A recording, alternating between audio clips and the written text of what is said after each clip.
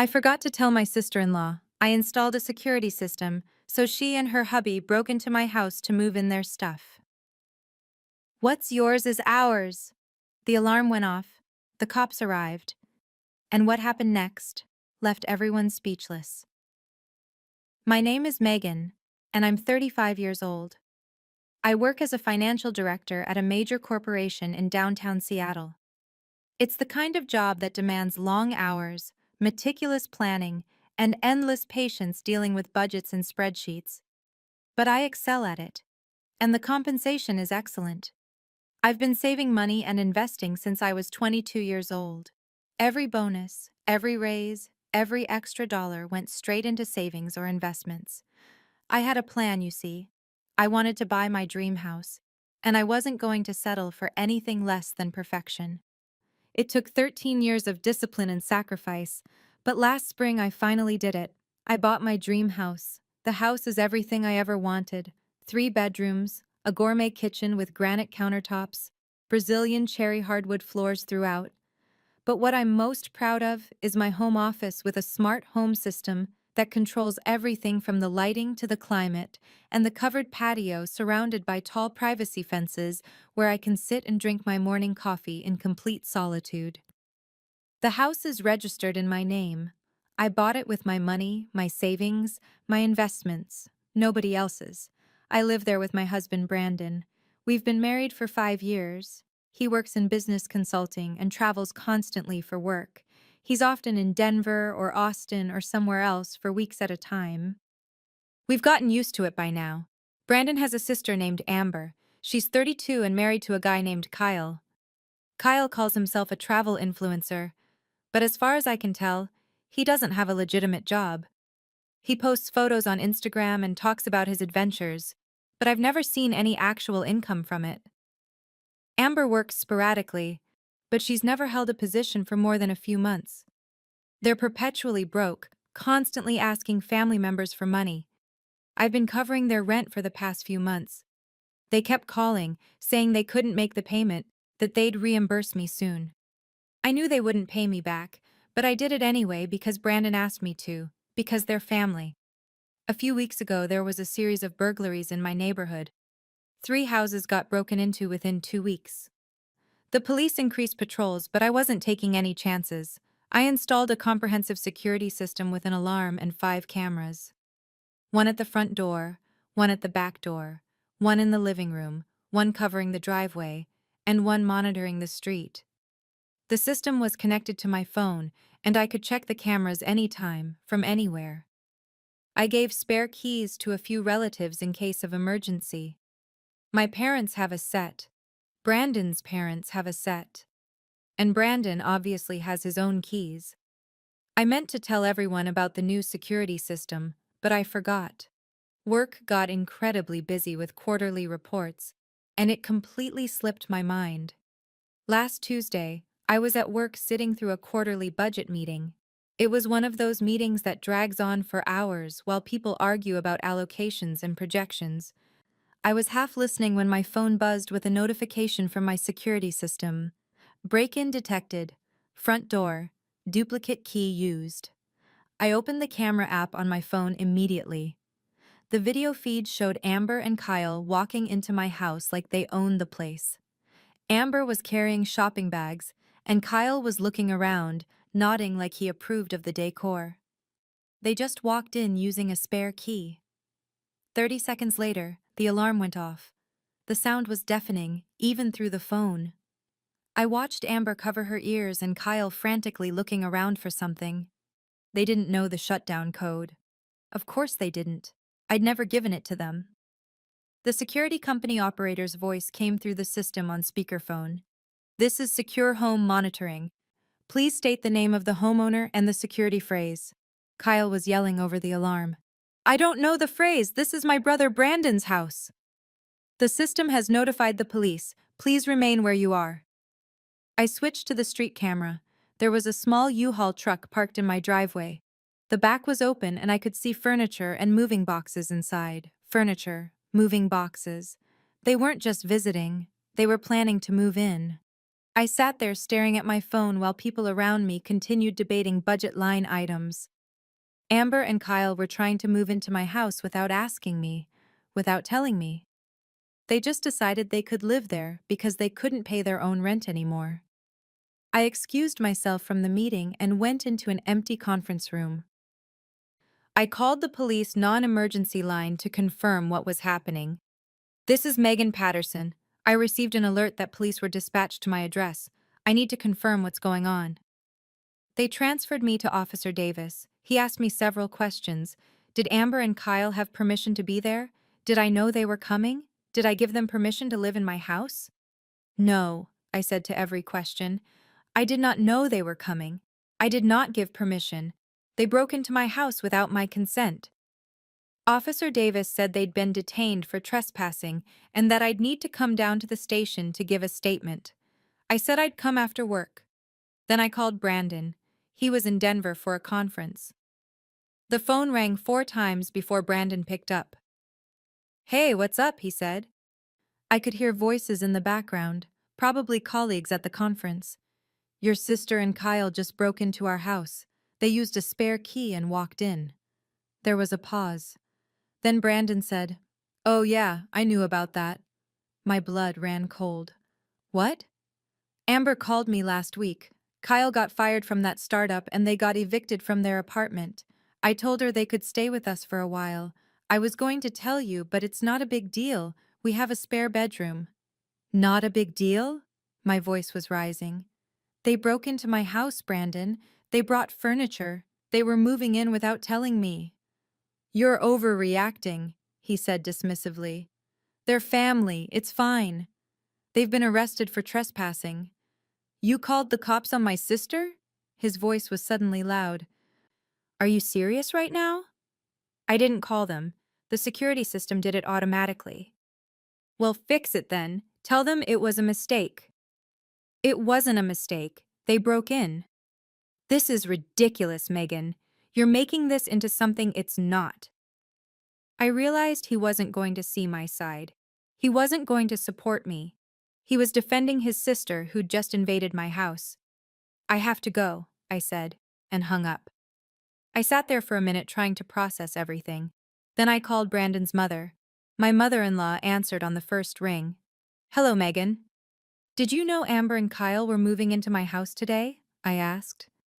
"Yes, I knew," she said calmly. "I'm the one who told them to move in with you. You have a big house with several rooms. They needed a place to stay. We're family, Megan. Family helps each other. There's no need for all these formalities." Formalities. They broke in. The police were there. Her tone changed immediately. "You called the police on them? Are you trying to give them a criminal record? Do you know what that could do to their future?" "They broke into my house," I repeated. "I didn't call the police. The security system did it automatically." "You should fix this," she said firmly. "Tell the police it was a misunderstanding. Don't make this into something bigger than it needs to be." "I'm not fixing anything," I said. "They had no right to enter my house without permission." She started saying something else, but I hung up. I couldn't listen to another person tell me I was wrong for protecting my own property. I went back to the meeting, but I couldn't concentrate. I kept thinking about Amber and Kyle in my house. About Brandon knowing and not telling me. About his mother encouraging them to just move in without asking. An hour later, my phone rang again. It was Amber. I stepped out of the meeting room again and answered. Before I could say anything, Amber started screaming. "The police treated us like criminals. The whole neighborhood was watching. People were laughing at us. Do you know how humiliating that was?" I turned on my phone's voice recorder. I had a feeling I'd need this conversation documented. "You broke into my house," I said. "I had a key. Brandon gave us permission. His mother gave us permission. We had every right to be there." "You didn't have my permission.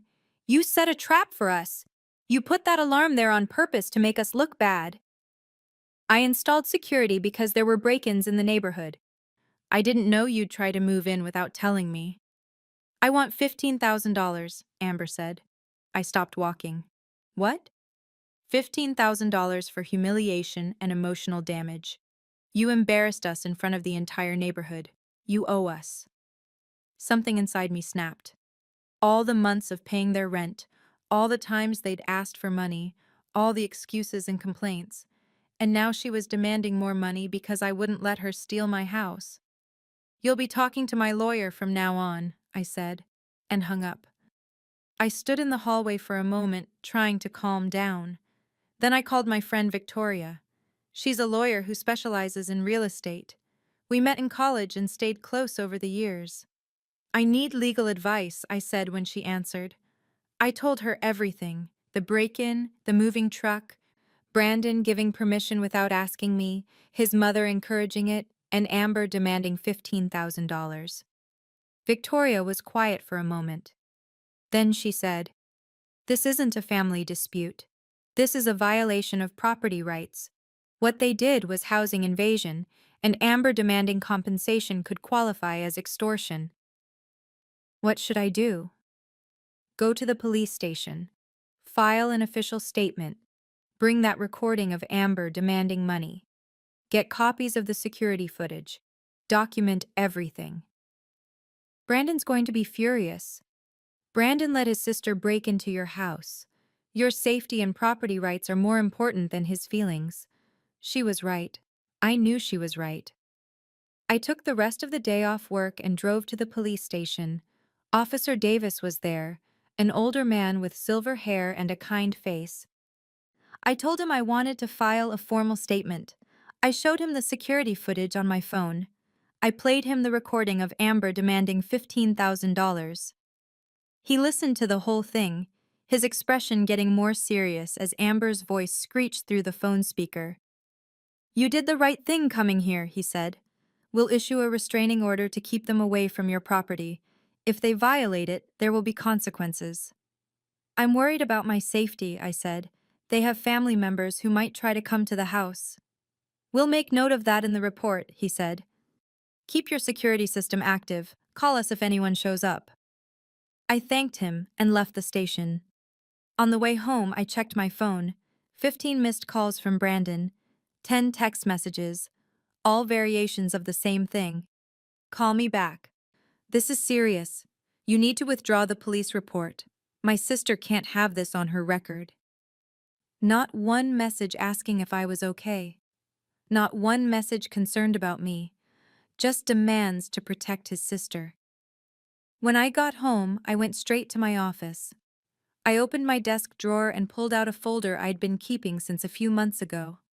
Inside were divorce papers, blank divorce papers I'd printed but never filled out. I printed them the day Brandon withdrew almost $30,000 from our joint account without telling me. He'd given it to Amber to cover one of her debts. When I confronted him, he said it was from our shared money, so he had every right to use it. I was furious, but he refused to see the problem. That's when I printed these papers and hid them in my desk. Now, I took them out and started filling them in.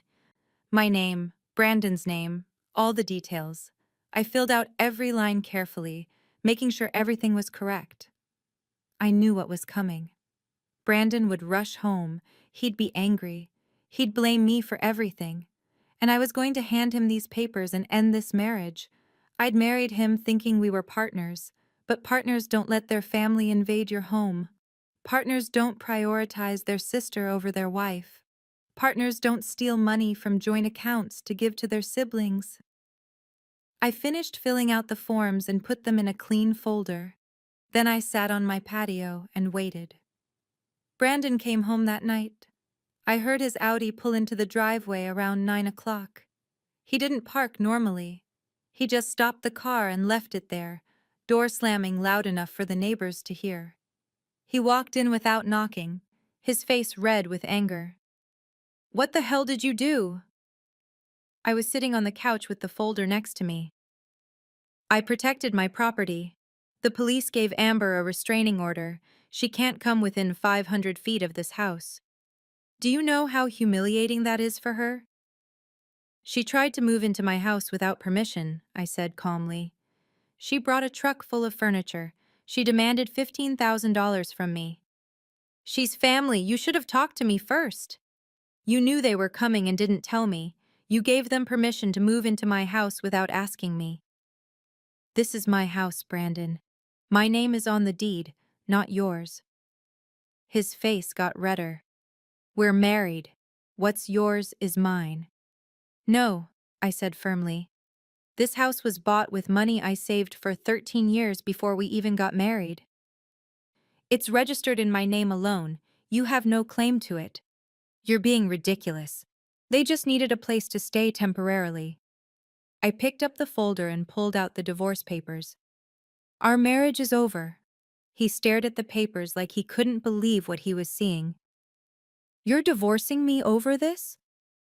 I'm divorcing you because your concept of family and my concept of decency will never work together. I'm choosing my safety and my dignity. He grabbed the papers from my hand, looked at them for a moment, then threw them on the floor. Fine. You want a divorce? You'll get one, and I'm taking half of everything. Good luck with that, I said. He went upstairs and I could hear him throwing things into bags, drawers slamming, closet doors banging. He came down 20 minutes later with 2 suitcases and a box.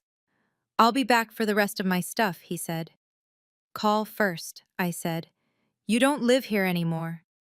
He left, making sure to slam the front door as hard as he could. I watched through the window as he loaded his car and drove away. Then I sat down on the couch and took a deep breath. It was done. The marriage was over, and I felt relieved. The next morning, I called a locksmith. He came out within 2 hours and changed every lock in the house. Front door, back door, garage door, new keys, new codes for the keypad. I kept one set for myself and gave one set to Victoria. Then I called my home security company and upgraded everything. Maximum security level, motion sensors on every window, additional cameras. And I removed Brandon and his parents from the emergency contact list. I put Victoria's name and number instead. After that, I went through my phone and blocked Brandon's number, then Amber's number, then his parents' numbers. I deleted all their contacts. I blocked them on social media, on email, everywhere I could think of. I didn't want to hear from any of them ever again. The divorce process started a month later.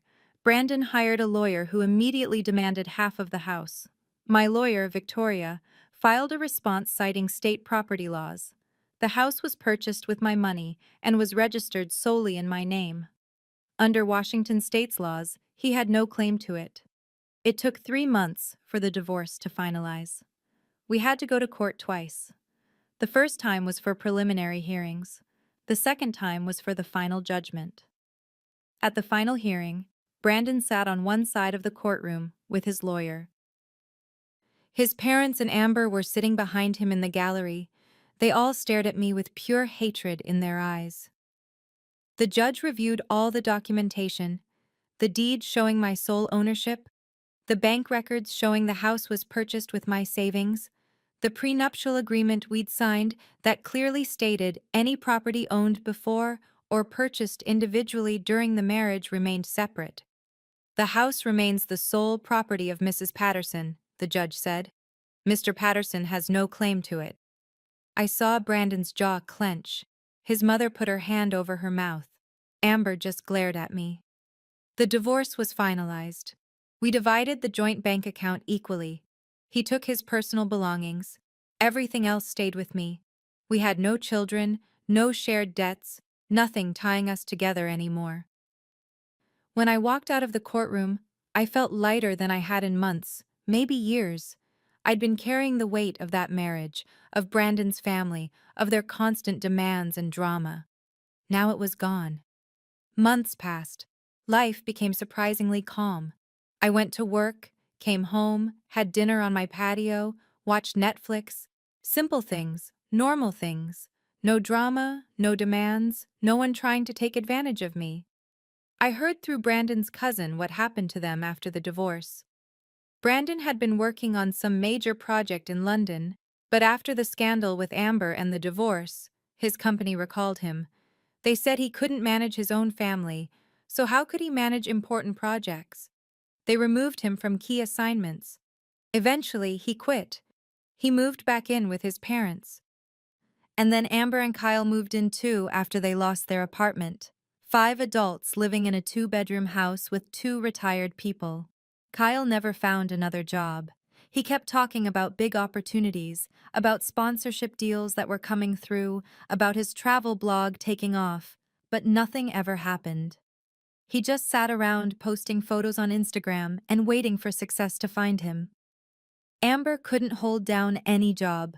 She'd get hired somewhere, work for a few weeks, then quit because the hours were too long, or the pay was too low, or the work was beneath her. She loved buying designer handbags, going to expensive restaurants, acting like she had money when she didn't.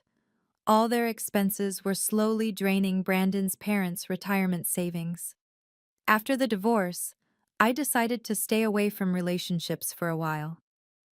I didn't trust men anymore. Or maybe I didn't trust my own judgment. Either way, I wasn't ready to date. But 6 months after the divorce, Victoria sat me down over coffee and told me I should consider therapy. "You've been through a lot," she said. "It might help to talk to someone professional about it." I didn't think I needed therapy. I felt fine. But Victoria kept pushing, so eventually I agreed to try it. The therapist's name was Dr. Williams. She was in her 50s, calm and patient. I told her everything about the marriage, about Amber and Kyle breaking in, about Brandon's betrayal, about the divorce. She listened to all of it without interrupting. Then she said, "You did everything right. You protected your home and your safety, you set boundaries. Those are healthy things to do." We talked for weeks about trust, about boundaries, about recognizing red flags in relationships. She helped me understand that not everyone was like Brandon, that I could find someone who respected me and my property and my decisions. After 6 months of therapy, I felt ready to try again. Not desperate to find someone, just open to the possibility. I met Andrew at a charity gala that my company sponsored. He was a cardiologist, 42 years old, divorced with no kids.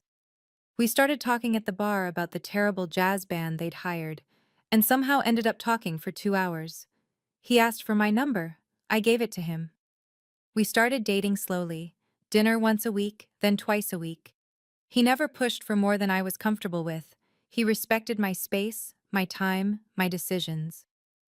After 3 months, I told him about Brandon and the break-in and the divorce. I watched his face carefully to see how he'd react. "That must have been terrifying," he said, "having someone break into your home like that." "You don't think I overreacted?" "Overreacted? You did exactly what you should have done. Your home is your sanctuary. Nobody has the right to violate that." That's when I knew he was different. He understood boundaries. He understood respect. He understood that family doesn't mean you get to do whatever you want. We'd been dating for about 4 months when something happened that made me laugh harder than I had in years. I came home from work one day and found an envelope in my mailbox. No return address, but I recognized the handwriting. It was from Brandon's mother. I opened it carefully, wondering what she could possibly want after all this time. Inside was a single sheet of paper with her handwriting covering both sides. I started reading. The letter was incredible. She wrote that she had been thinking about everything that happened. She wrote that she understood I might still be upset. And then, in the most absurd sentence I'd ever read, she wrote that she forgave me. She wrote that she was allowing me to return to the family, to come back to Brandon. She said they could work things out, that families overcome obstacles, that I just needed to apologize for calling the police on Amber, and everything could go back to normal. I stood in my kitchen reading this letter, and I started laughing. I laughed so hard tears came to my eyes. The audacity of this woman. She forgave me. She was allowing me to return. I read the letter 3 more times, laughing harder each time. Then I took it over to my paper shredder and fed it through. I watched it turn into hundreds of tiny pieces, the words becoming unreadable confetti. I threw the shredded pieces in the trash and went to make dinner. That weekend, I told Andrew about the letter while we were having brunch at our favorite bistro. He nearly choked on his coffee when I got to the part about her forgiving me. She forgave you? He said. For what? For protecting my own house, apparently. He shook his head. That family is insane. Former family, I corrected. I have nothing to do with them anymore. Good, he said. You deserve better. I did deserve better. I'd worked hard my entire adult life to build something for myself. I'd saved money, invested wisely, bought my dream house, and I'd protected it when people tried to take it from me. Now I had a life that was peaceful. I had a job I excelled at. I had a house I loved. I had a man who respected me, and I had the knowledge that I could stand up for myself when it mattered. Sometimes at night I'd sit on my covered patio and think about everything that happened, about Amber and Kyle breaking in, about Brandon's betrayal, about the divorce, about all of it. And I'd realize that it was the best thing that could have happened. It showed me who people really were. It taught me to protect what was mine. It freed me from a marriage that would have slowly destroyed me.